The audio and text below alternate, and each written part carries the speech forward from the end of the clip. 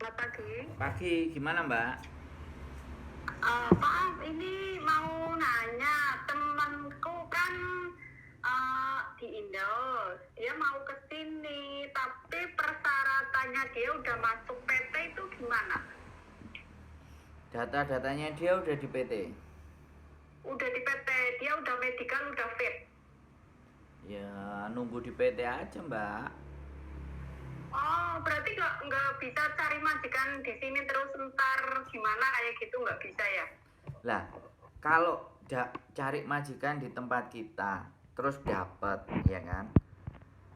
Habis itu kita minta datanya, apakah dia mau minta data-datanya di PT? Apakah PT yang lama punyanya dia mau ngasih data-datanya? Pertanyaannya itu.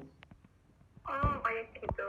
Loh iya, lo nggak sampean pernah proses nggak kalau udah datanya dicemplungin di PT kan otomatis kan PT menahan sedemikian rupa supaya dokumen tadi nggak kepegang sama yang lain biar anaknya nggak lain-lain ke lain hati kan gitu.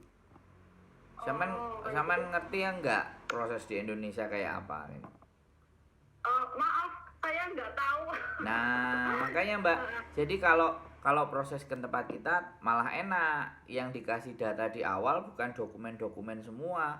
Cuman fotokopi KTP Hong Kong, KTP Indonesia kalau X. Kalau enggak ya cuman foto KTP secara WA. Otomatis kan data masih dipegang sama mbaknya.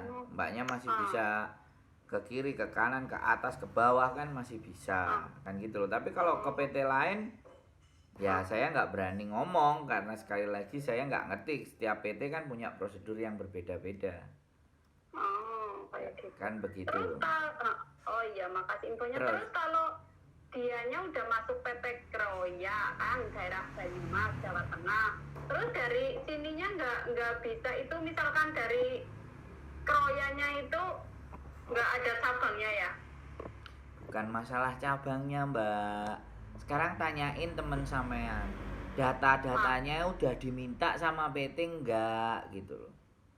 Oh, kayak gitu. Kalau datanya sudah dipegang sama PT atau dipegang sama sponsor-sponsornya. Terus kalau mbaknya itu daftar ke saya taruhlah.